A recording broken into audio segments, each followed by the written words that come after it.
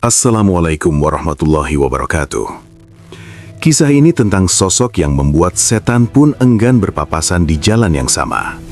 Bayangkan, seorang lelaki dengan perawakan tinggi besar, suara yang menggelegar layaknya guntur di musim panas, namun memiliki hati yang sangat lembut, hingga bisa menangis terseduh-seduh hanya karena mendengar suara tangisan bayi di kegelapan malam. Gelar Al-Faruq yang ia sandang bukanlah sekedar hiasan nama, melainkan sebuah segel dari langit melalui lisan Rasulullah Shallallahu Alaihi Wasallam yang menegaskan bahwa di tangannya kebenaran tidak akan pernah tertukar dengan kebatilan, meskipun dunia harus berguncang karenanya. Sahabat sekalian yang dimuliakan Allah, sebelum kita menyelami lebih dalam samudra kisah inspiratif dari Khalifah kedua Islam ini, mari kita bersama-sama membangun kebaikan dengan menekan tombol subscribe dan like agar syiar sejarah ini menjangkau lebih banyak orang. Dan kami sangat ingin menyapa Anda semua dari belahan bumi mana Anda menyimak kisah ini. Tuliskan daerah asal Anda di kolom komentar. Semoga ini menjadi wasilah persaudaraan kita di jalan ilmu. Beliau adalah Umar bin Khattab radhiyallahu anhu. Dahulu sebelum cahaya Islam menyentuh relung hatinya, Umar adalah sosok yang paling ditakuti oleh para pengikut Nabi. Namun, doa Rasulullah Shallallahu Alaihi Wasallam yang meminta agar Islam dikuatkan melalui salah satu dari dua Umar, yakni Umar bin Khattab atau Amr bin Hisham, Abu Jahal, akhirnya berlabuh pada putra Khattab ini. Sejak saat itu, sejarah dunia berubah selamanya. Kekuatan yang tadinya digunakan untuk menindas, kini menjadi benteng paling kokoh bagi kaum yang terzolimi. Salah satu babak paling heroik dalam sejarah Islam adalah peristiwa hijrahnya Umar ke Madinah. Mari kita bayangkan suasana Mekah kala itu, sebuah kota yang penuh dengan mata-mata dan ancaman bagi siapapun yang berani menyembah Allah. Rasulullah Shallallahu Alaihi Wasallam dengan segala kebijaksanaannya memerintahkan para sahabat untuk keluar secara sembunyi-sembunyi, satu demi satu, di bawah lindungan kegelapan malam agar tidak memicu pertumpahan darah yang sia-sia. Namun bagi Umar bin Khattab, hijrah bukan sekedar perpindahan fisik, melainkan sebuah proklamasi harga diri iman. Dalam sebuah riwayat yang sangat masyhur, dikisahkan bahwa Umar tidak menyelinap. Ia justru mengenakan pakaian terbaiknya, menyandang pedangnya yang tajam, memanggul busur panahnya, dan membawa anak panah di tangannya. Ia berjalan dengan langkah tegap menuju Ka'bah, pusat perkumpulan para pembesar Quraisy yang sedang asyik merencanakan makar. Tanpa rasa takut sedikit pun, ia melakukan tawaf sebanyak 7 putaran dengan penuh ketenangan. Setelah melaksanakan sholat di makam Ibrahim, ia tidak langsung pergi. Ia berdiri di hadapan gerombolan musyrikin itu dan berteriak dengan suara yang menggetarkan nyali. Wahai wajah-wajah celaka, Allah akan menghinakan kalian. Ketahuilah, aku akan pergi berhijrah ke Madinah hari ini. Barang siapa di antara kalian yang ingin ibunya meratapi kematiannya, atau ingin anaknya menjadi yatim, atau ingin istrinya menjadi janda, maka silahkan hadapi aku di balik lembah ini.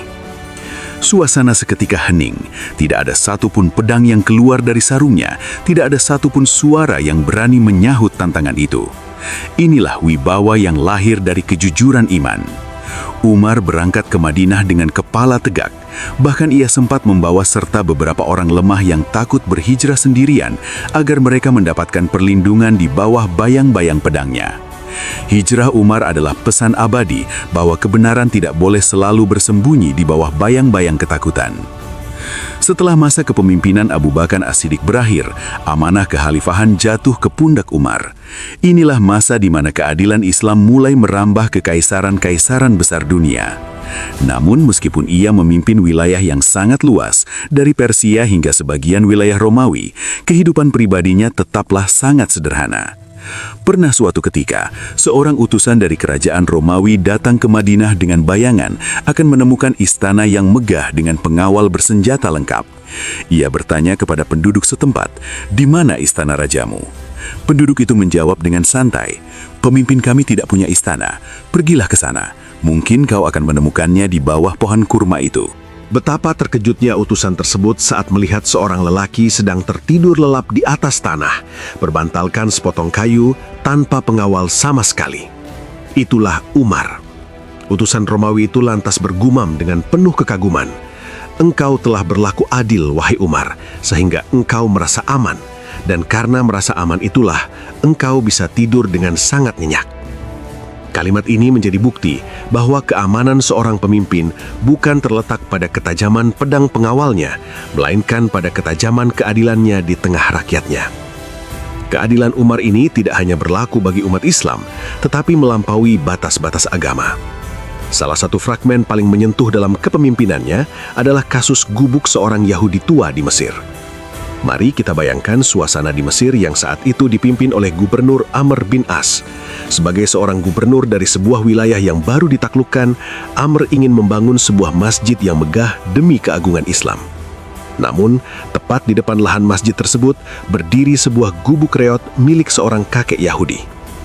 Amr bin As dengan niat baik namun cara yang kurang tepat mencoba membeli lahan itu. Ia menawarkan harga berkali-kali lipat, bahkan hingga 5 kali lipat dari harga pasar. Namun bagi si kakek Yahudi, gubuk itu bukan sekedar bangunan, melainkan sejarah dan satu-satunya tempat ia berteduh. Ia menolak dengan tegas. Singkat cerita, atas nama kepentingan umum dan estetika kota, Amr bin As memerintahkan pembongkaran gubuk tersebut secara sepihak. Si kakak Yahudi yang malang itu hanya bisa menangis. Di tengah keputusasaannya, ia mendengar bahwa di Madinah ada seorang pemimpin tertinggi yang sangat adil bernama Umar. Dengan modal nekat dan sisa tenaga, ia menempuh perjalanan ribuan kilometer menuju Madinah. Sesampainya di sana, ia tidak menemukan kemewahan. Ia justru menemukan seorang pemimpin yang sedang duduk di bawah pohon kurma, mengenakan pakaian yang penuh dengan tambalan. Dengan gemetar, kakek Yahudi itu menceritakan kezaliman sang gubernur. Umar mendengarkan dengan seksama. Wajahnya yang tadinya tenang berubah menjadi merah padam karena menahan amarah. Namun, apa yang dilakukan Umar? Ia tidak memberikan tumpukan emas. Ia justru menyuruh kakek itu mengambil sepotong tulang unta yang sudah kering dari tempat sampah. Kakek itu bingung. Apa gunanya tulang ini? Batimnya. Namun, ia tetap patuh. Umar kemudian mengambil pedangnya dan menggoreskan satu garis lurus secara vertikal pada tulang itu, lalu membuat garis melintang di atasnya, hingga menyerupai tanda palang atau huruf alif yang lurus. Umar menyerahkan tulang itu dan berkata, "Bawa ini kepada Amr bin As di Mesir. Katakan, ini dariku." Si Yahudi itu pergi dengan perasaan dongkol.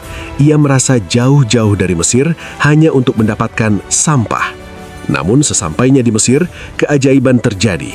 Saat Amr bin As melihat tulang itu, wajahnya pucat pasi. Tubuhnya bergemetar seolah-olah baru saja melihat malaikat maut. Ia segera memerintahkan seluruh masjid yang baru dibangun itu untuk dirobohkan saat itu juga, dan gubuk si Yahudi dibangun kembali persis seperti semula. Si Yahudi tertegun. Ia bertanya kepada Amr, "Mengapa Tuan begitu ketakutan hanya karena sepotong tulang?" Amr menjawab dengan suara bergetar, "Wahai kakek, tulang ini adalah pesan dari Khalifah Umar." Beliau seolah-olah berkata, "Ingatlah wahai Amr, setinggi apapun pangkatmu saat ini, suatu saat kau akan menjadi tulang yang busuk. Maka bertindaklah lurus atau adil sebagaimana garis pada tulang ini. Jika kau tidak bertindak lurus, maka pedangku yang akan meluruskan lehermu." Mendengar itu, bergetarlah hati si Yahudi. Ia melihat sebuah sistem keadilan yang belum pernah ia temukan dalam agama atau peradaban manapun. Sebuah sistem di mana rakyat kecil, bahkan yang berbeda keyakinan sekalipun, memiliki kedudukan yang setara dengan seorang jenderal penakluk di hadapan hukum. Detik itu juga, ia menyatakan keislamannya.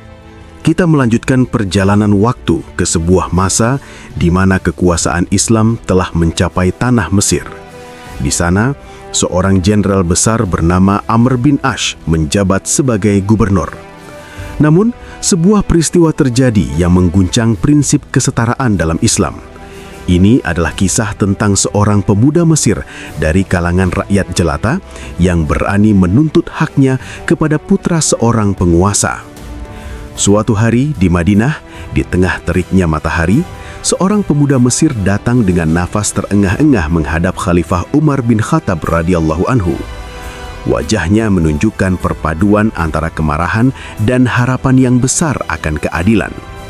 Ia mengadu bahwa dirinya telah dizolimi oleh putra Amr bin As. Dalam sebuah perlombaan pacuan kuda yang sangat sengit, pemuda Mesir ini berhasil memaju kudanya dengan lebih cepat dan menyalip kuda putra sang gubernur. Namun, bukannya mendapatkan apresiasi, pemuda itu justru mendapatkan sabetan cemeti di wajah dan pundaknya. Sambil mencambuk, putra Amr bin Ash itu berteriak dengan penuh kesombongan, "Ambil cambukan ini, aku adalah putra bangsawan, aku adalah putra dari orang yang paling mulia di negeri ini." Pemuda Mesir itu mencoba mencari keadilan di Mesir, namun ia justru diancam akan dipenjara karena berani melawan keluarga gubernur. Maka dengan sisa keberaniannya, ia melarikan diri dan menempuh perjalanan jauh ke Madinah demi menemui sang Amirul Mukminin. Mendengar pengaduan itu, Umar bin Khattab radhiyallahu anhu tidak langsung meledak dalam amarah yang serampangan. Beliau adalah pemimpin yang mengedepankan tabayun atau klarifikasi. Beliau segera menulis surat resmi kepada Amr bin Ash yang isinya sangat singkat namun tegas. "Apabila surat ini sampai ke tanganmu, datanglah engkau bersama putramu ke Madinah pada musim haji tahun ini." Bayangkan ketegangan yang terjadi saat musim haji tiba. Di hadapan ribuan jamaah, Umar bin Khattab radhiyallahu anhu memanggil pemuda Mesir tersebut dan mendudukkannya di samping Amr bin Ash serta putranya yang tampak tertunduk lesu. Umar bertanya kepada putra Amr bin Ash, "Apakah benar engkau telah melakukan ini?" Dan pemuda itu pun tidak bisa mengelak karena bukti dan saksi sudah terpampang nyata. Detik itu juga, Umar menyerahkan sepotong cemeti kepada si pemuda Mesir dan berkata dengan suara yang menggetarkan bumi, "Cambuklah putra bangsawan itu sebagaimana ia mencambukmu." Di hadapan halayak ramai, pemuda Mesir itu membalas setiap cambukan yang pernah diterimanya. Setelah selesai, Umar bahkan berkata, "Sekarang, arahkan cemeti itu ke kepala Amr bin Ash karena putranya berani berbuat zolim karena merasa memiliki kekuasaan ayahnya."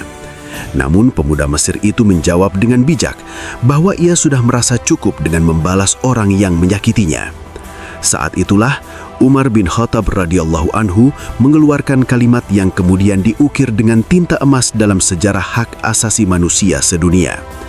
"Wahai Amr, sejak kapan engkau memperbudak manusia, padahal ibu-ibu mereka melahirkan mereka dalam keadaan merdeka?" Percakapan ini menjadi tamparan keras bagi siapapun yang merasa bahwa jabatan adalah alat untuk menindas mereka yang lemah. Keadilan di tangan Umar tidak memandang gelar bangsawan atau kedekatan politik. Berlanjut ke kisah selanjutnya yang tak kalah menyentuh, yaitu tentang nurani seorang hakim saat menghadapi hukum pidana di masa paceklik. Dalam hukum Islam, kita tahu bahwa hukuman bagi pencuri adalah potong tangan jika syarat-syaratnya terpenuhi. Namun, di tangan Umar bin Khattab radhiyallahu anhu, hukum bukanlah alat pemuas dahaga hukuman, melainkan instrumen untuk menegakkan martabat manusia. Suatu ketika, dua orang pelayan kecil ditangkap karena mencuri seekor unta milik seorang pria Badui dari suku Muzainah. Saat mereka dibawa ke hadapan Umar, kondisi mereka sangat memprihatinkan. Tubuh mereka kurus kering, tulang pipinya menonjol, dan mata mereka tampak kuyu karena kelaparan yang sangat hebat. Di sisi lain, pemilik unta menuntut agar hukum potong tangan ditegakkan sesuai syariat. Umar memandang kedua bocah itu dengan tatapan yang sangat dalam. Beliau bertanya, "Mengapa kalian mencuri?" Dengan gemetar, salah satu dari mereka menjawab, "Wahai Amirul Mukminin, kami sangat lapar. Musim paceklik ini telah menghisap seluruh tenaga kami dan majikan kami tidak memberi kami makan yang cukup."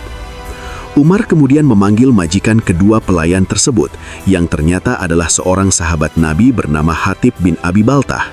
Disinilah letak kejeniusan hukum Umar. Beliau berkata kepada Hatib, "Hampir saja aku menjatuhkan hukuman potong tangan kepada mereka. Namun sekarang aku sadar bahwa engkaulah yang sebenarnya pantas dihukum. Engkau mempekerjakan mereka, namun engkau membiarkan mereka kelaparan hingga mereka terpaksa mencuri untuk menyambung nyawa." Umar kemudian menjatuhkan vonis yang sangat mengejutkan. Beliau membebaskan kedua pelayan itu dari hukuman potong tangan karena kondisi darurat kelaparan. Sebaliknya, Umar mendenda Hatib bin Abi Baltah untuk membayar 2 kali lipat harga unta tersebut kepada pemiliknya sebagai bentuk kelalaian atas kesejahteraan bawahannya. Umar mengajarkan kepada dunia bahwa sebuah hukum tidak bisa tegak dengan adil jika kebutuhan dasar manusia, yaitu pangan, belum terpenuhi oleh negara dan para pemberi kerja. Ketegasan Umar dalam hal perut rakyat ini memang tidak main-main.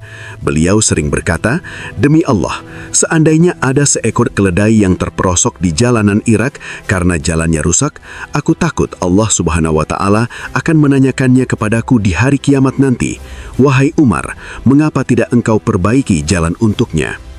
Jika seekor hewan saja menjadi beban pikiran sang khalifah, apalagi nyawa dan martabat manusia." Kisah-kisah ini menunjukkan bahwa di balik jubah kasarnya yang penuh tampalan, Umar bin Khattab radhiyallahu anhu memiliki sistem saraf yang sangat sensitif terhadap penderitaan rakyatnya. Beliau tidak ingin menjadi pemimpin yang kenyang sendirian di saat rakyatnya mengganjal perut dengan batu. Inilah esensi kepemimpinan yang sesungguhnya. Kekuasaan adalah beban, bukan kesenangan. Setelah memberikan keputusan yang luar biasa mengenai para pelayan yang mencuri karena kelaparan, Umar bin Khattab radhiyallahu anhu memberikan pesan mendalam kepada Hatib bin Abi Balta'ah. Beliau menegaskan bahwa dalam sebuah tatanan masyarakat yang beradab, kriminalitas seringkali merupakan cerminan dari kegagalan sistemik dalam distribusi kesejahteraan. Dengan mewajibkan majikan membayar denda 2 kali lipat, Umar ingin memberikan pelajaran bahwa tanggung jawab ekonomi berada di pundak mereka yang memiliki harta.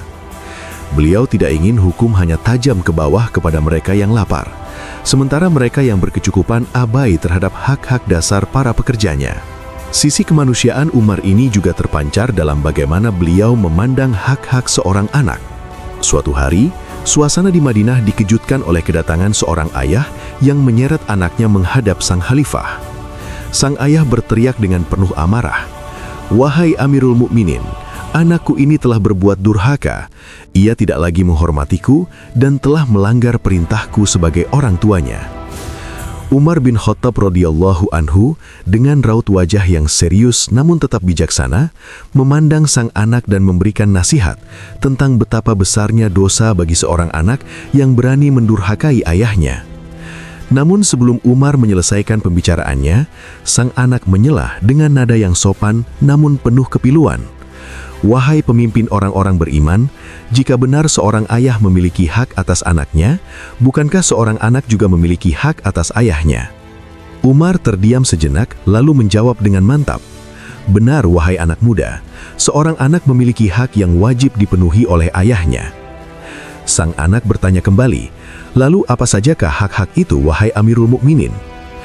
Umar bin Khattab radhiyallahu anhu menjelaskan dengan sangat jernih. Pertama, ayahnya harus memilihkan ibu yang baik dan terhormat sebagai pendidiknya. Kedua, ayahnya harus memberikan nama yang baik yang tidak membebani jiwanya dengan rasa malu. Dan ketiga, ayahnya wajib mengajarkan kepadanya Al-Quran, kalam Allah Subhanahu wa Ta'ala, agar ia memiliki pedoman hidup yang benar. Mendengar penjelasan tersebut, sang anak tersenyum pahit lalu menatap ayahnya. Ia berkata kepada Umar, "Demi Allah, wahai Amirul Mukminin, ayahku ini tidak memenuhi satupun dari ketiga hak tersebut. Ibuku adalah seorang wanita majusi yang tidak pernah mengenal Allah. Ayahku memberiku nama Ju'al yang berarti seekor kumbang kotor yang sering berguling di kotoran ternak. Dan yang paling menyedihkan, ayahku tidak pernah mengajarkan satu huruf pun dari Al-Quran kepadaku." Seketika itu juga wajah Umar bin Khattab radhiyallahu anhu berubah drastis. Beliau menoleh kepada sang ayah dengan pandangan yang sangat tajam dan penuh peringatan. Beliau berkata, "Engkau datang kepadaku mengadukan kedurhakaan anakmu, padahal engkaulah yang telah mendurhakainya terlebih dahulu sebelum ia mendurhakaimu. Engkau telah berbuat buruk kepadanya sebelum ia berbuat buruk kepadamu. Pergilah, jangan mengadu kepadaku atas hasil dari benih buruk yang engkau tanam sendiri." Kisah ini memberikan pelajaran bagi kita semua bahwa kepemimpinan dimulai dari unit terkecil yaitu keluarga. Umar mengingatkan bahwa hubungan antara manusia dalam Islam bersifat timbal balik. Tidak ada ketaatan yang mutlak jika hak-hak dasar tidak dipenuhi. Narasi ini juga membuktikan bahwa Umar adalah sosok yang sangat objektif. Beliau tidak secara membabi buta membela sesama orang tua, melainkan berdiri di pihak yang benar meskipun itu adalah seorang anak muda. Kepribadian Umar yang sangat menjaga kehormatan manusia juga terlihat dalam kisahnya saat menangani seorang ayah yang merasa malu karena masa lalu anak perempuannya. Dikisahkan ada seorang pria yang menghadap Umar dengan hati yang gundah. Di masa jahiliyah, pria ini pernah mencoba mengubur putrinya hidup-hidup, sebuah tradisi keji yang lazim dilakukan bangsa Arab kala itu. Namun di tengah proses penguburan, hatinya luluh dan ia menyelamatkan putri kecilnya.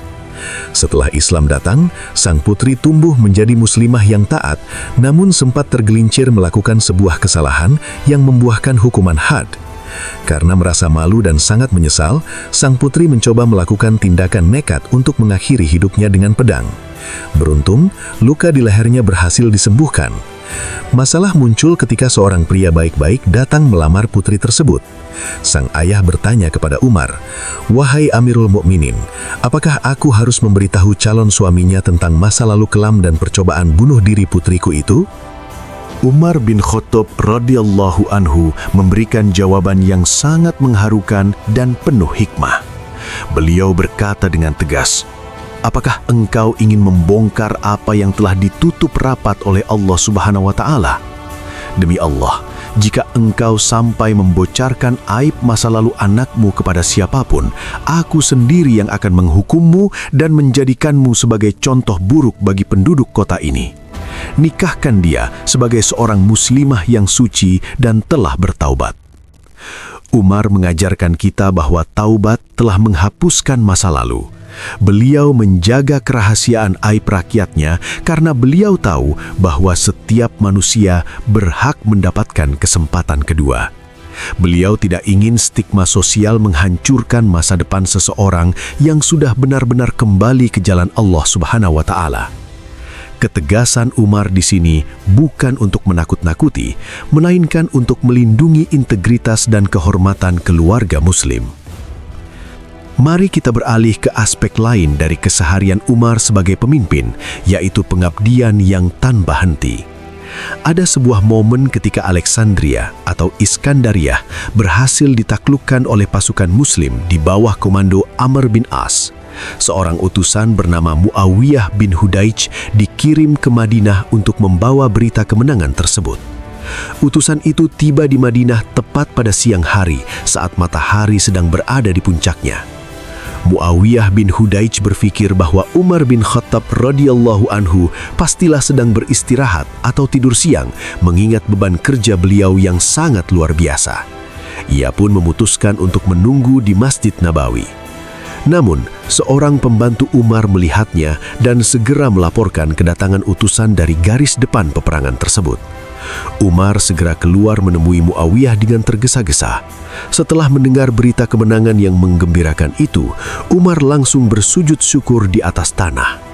Namun ada satu percakapan menarik setelah itu. Umar bertanya, "Mengapa engkau tidak langsung datang menemuiku di rumah?" Muawiyah menjawab, "Aku mengira engkau sedang tidur siang, wahai Amirul Mukminin." Umar kemudian berkata dengan kalimat yang sangat melegenda, "Sungguh buruk persangkaanmu kepadaku.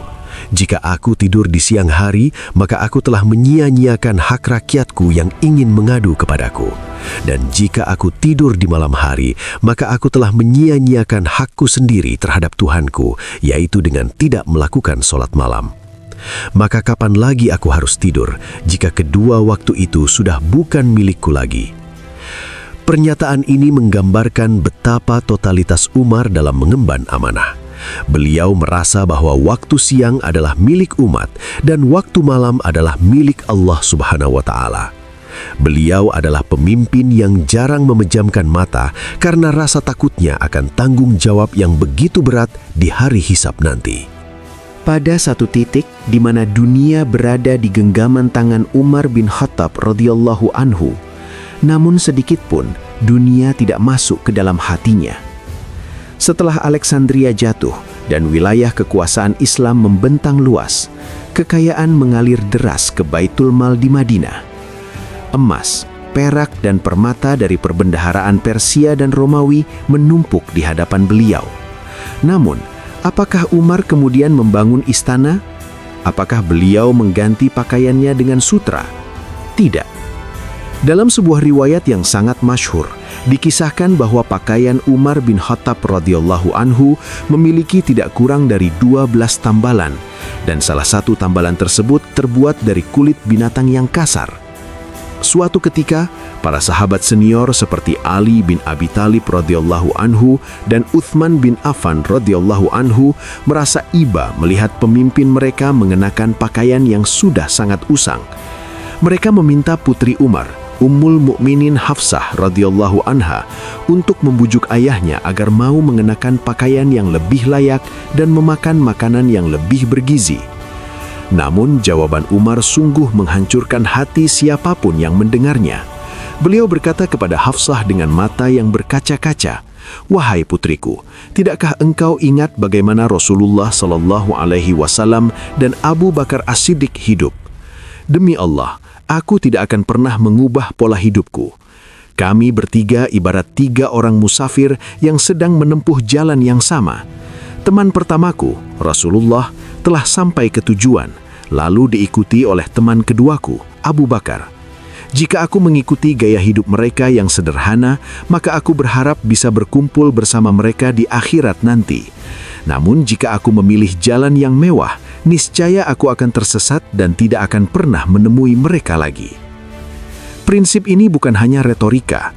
Umar benar-benar mempraktekkan kepemimpinan yang menderita. Saat musim kelaparan yang dikenal dengan sebutan Tahun Ramadah melanda Madinah, Umar bersumpah tidak akan mencicipi daging, mentega atau susu hingga seluruh rakyatnya bisa memakan makanan yang sama. Akibatnya, kulit beliau yang tadinya bersih berubah menjadi hitam kusam dan kesehatan beliau menurun drastis karena hanya mengonsumsi roti kering dan minyak zaitun. Inilah pemimpin yang perutnya keroncongan mendahului rakyatnya dan kenyang paling terakhir setelah memastikan tak ada lagi rintihan lapar di sudut-sudut kota. Ketegasan Umar juga berlaku sangat keras kepada anggota keluarganya sendiri. Setiap kali beliau mengeluarkan larangan kepada rakyatnya, beliau akan mengumpulkan keluarganya terlebih dahulu dan berkata, "Sesungguhnya aku telah melarang orang-orang melakukan ini dan itu. Sekarang orang-orang melihat kalian seperti burung melihat daging. Jika kalian melakukan apa yang aku larang, maka aku akan memberikan hukuman 2 kali lipat kepada kalian karena kedekatan kalian denganku." Bagi Umar, kedekatan dengan kekuasaan bukanlah jalan pintas menuju fasilitas, melainkan beban tambahan untuk menjadi teladan yang sempurna. Pernah suatu ketika, putra beliau yang bernama Abdullah bin Umar radhiyallahu anhuma membeli beberapa ekor unta yang kurus, lalu mengembalakannya di padang rumput milik negara atau hima. Karena unta-unta itu adalah milik putra khalifah, para petugas secara tidak sadar memberikan prioritas dan tempat terbaik, sehingga unta-unta tersebut tumbuh menjadi sangat gemuk dan berharga mahal. Saat Umar melihat unta-unta gemuk itu di pasar dan mengetahui bahwa itu milik putranya, beliau tidak bangga. Sebaliknya, beliau justru memanggil Abdullah dan berkata, "Orang-orang akan berkata, 'Lihatlah unta putra khalifah, berilah minum unta putra khalifah.' Wahai Abdullah, ambillah modal awalmu saja dan serahkan seluruh keuntungan dari hasil pengembalaan di tanah negara ini ke Baitul Mal." Inilah standar keadilan yang melampaui zaman. Umar tidak mengizinkan adanya konflik of interest atau penyalahgunaan wewenang sekecil apapun, bahkan jika itu terjadi secara tidak sengaja oleh keluarganya.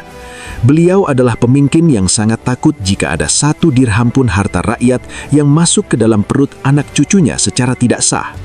Namun, di balik ketegasannya yang laksana batu karang, Umar adalah pemimpin yang sangat terbuka terhadap kritik. Beliau sering berkata di atas mimbar, "Semoga Allah merahmati orang yang mau menunjukkan aib-aibku kepadaku." Suatu ketika, seorang wanita tua menghentikan langkah Umar di tengah jalan dan menceramahinya dengan panjang lebar mengenai kebijakan mahar pernikahan. Umar yang merupakan penguasa separuh dunia itu berdiri diam, menundukkan kepala dan mendengarkan setiap kata dari wanita tersebut dengan penuh hormat. Ketika ditanya mengapa beliau begitu sabar mendengarkan wanita itu, Umar menjawab, "Bagaimana mungkin aku tidak mendengarnya, sedangkan Allah Subhanahu wa Ta'ala saja mendengar pengaduannya dari atas langit ke-7. Interaksi emosional antara Umar dan rakyatnya adalah bukti bahwa beliau memimpin dengan hati, bukan dengan tangan besi. Beliau adalah sosok yang memisahkan antara wibawa jabatan dan kesombongan pribadi. Beliau bisa sangat menakutkan bagi para tiran dan musuh Allah, namun beliau bisa menjadi sangat lembut dan patuh di hadapan kebenaran dari manapun sumbernya datang. Satu lagi kisah yang menambah kedalaman karakter beliau adalah saat beliau menolak untuk sholat di dalam gereja Makam Kudus di Yerusalem saat kota itu diserahkan kepada umat Islam. Beliau khawatir jika beliau sholat di sana, umat Islam di masa depan akan merampas gereja tersebut dan menjadikannya masjid dengan alasan Umar pernah sholat di sini. Ini adalah visi toleransi yang sangat jauh ke depan, menjaga hak ibadah umat lain, bahkan sebelum konsep toleransi modern digaungkan oleh peradaban Barat. Beliau adalah potret nyata bahwa kekuasaan tidak harus merusak jiwa, asalkan jiwa tersebut terikat kuat dengan rasa takut kepada Sang Pencipta. Setelah menyaksikan bagaimana Umar bin Khattab radhiyallahu anhu menegakkan keadilan bagi kaum Yahudi, membela rakyat jelata dari keangkuhan bangsawan hingga hidup dalam kesederhanaan yang ekstrem, kini kita akan melihat bagaimana Sang Al-Faruq mengakhiri pengabdiannya di dunia ini. Sebuah akhir yang telah beliau dambakan dalam setiap sujudnya.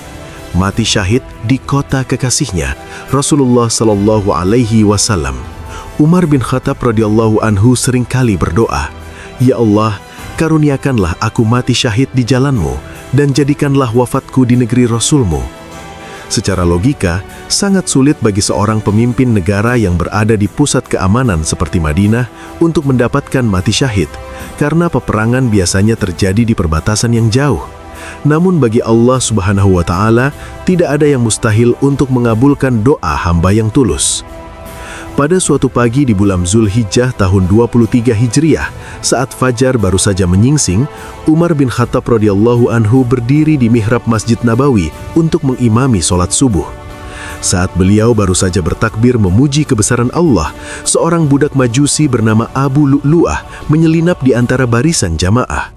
Dengan dendam kesumat yang membara terhadap kemenangan Islam atas Persia, ia menghujamkan belati bermata dua yang telah diolesi racun ke tubuh sang khalifah sebanyak 6 kali. Salah satu tikaman itu mengenai bagian bawah perut yang sangat fatal. Umar terjatuh, namun dalam keadaan bersimbah darah. Hal pertama yang beliau tanyakan saat sadar bukanlah tentang luka-lukanya, melainkan apakah kaum muslimin sudah menyelesaikan sholatnya. Bahkan di ambang kematian, kekhawatiran utamanya adalah tegaknya tiang agama umatnya. Ketika beliau mengetahui bahwa pembunuhnya bukanlah seorang muslim, beliau berucap syukur. Segala puji bagi Allah yang tidak menjadikan kematianku di tangan orang yang pernah bersujud kepada Allah, sehingga ia tidak bisa mendebatku di hadapannya dengan sujudnya itu. Di detik-detik terakhirnya, Umar mengirim putranya, Abdullah bin Umar, untuk menemui Ummul Mukminin Aisyah radhiyallahu anha.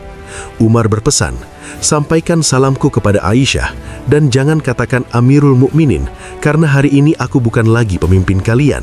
Katakanlah Umar bin Khattab meminta izin untuk dikuburkan di samping kedua sahabatnya, Rasulullah dan Abu Bakar." Aisyah pun menangis dan mengizinkannya, padahal ia sendiri awalnya ingin dikuburkan di tempat itu. Maka wafatlah Sang Al-Faruq, meninggalkan duka yang mendalam bagi seluruh cakrawala Islam. Warisan Umar bin Khattab radhiyallahu anhu tidaklah berupa tumpukan harta bagi keturunannya, melainkan sebuah fondasi peradaban yang tak tergoyahkan. Beliau adalah orang yang pertama kali memprakarsai penanggalan Hijriyah, mengumpulkan orang-orang untuk sholat tarawih berjamaah, membentuk departemen kepolisian, membangun jaringan pos, hingga menciptakan sistem pensiun bagi lansia dan jaminan sosial bagi bayi yang baru lahir. Di bawah kepemimpinannya, Islam bukan hanya sebagai sebuah keyakinan di dalam masjid, melainkan sebuah sistem kehidupan yang mampu mengayomi 2/3 wilayah dunia dengan penuh keadilan. Umar adalah bukti nyata bahwa kekuatan fisik yang besar, jika dipadukan dengan ketakwaan yang mendalam, akan melahirkan rahmat bagi alam semesta. Beliau adalah sosok yang paling keras terhadap dirinya sendiri, namun paling lembut terhadap rintihan rakyat yang kelaparan. Beliau adalah pemimpin yang tidak tidur agar rakyatnya bisa tidur nyenyak, dan beliau adalah penguasa yang memposisikan dirinya sebagai pelayan bagi umat manusia. Kisah-kisah yang kita bahas dari awal hingga akhir ini adalah cermin bagi kita semua. Bukan hanya bagi mereka yang memegang jabatan di pemerintahan, tetapi bagi setiap kita yang merupakan pemimpin, minimal bagi diri sendiri dan keluarga kita. Dari Umar kita belajar tentang integritas, tentang bagaimana menutup aib sesama, tentang bagaimana memberikan hak kepada anak, dan tentang bagaimana berdiri tegak membela kebenaran tanpa pandang bulu. Semoga kita semua dikumpulkan bersama Rasulullah SAW, Abu Bakar As-Siddiq radhiyallahu anhu, dan Umar bin Khattab radhiyallahu anhu di jannahnya kelak. Amin ya rabbal alamin. Wassalamualaikum warahmatullahi wabarakatuh.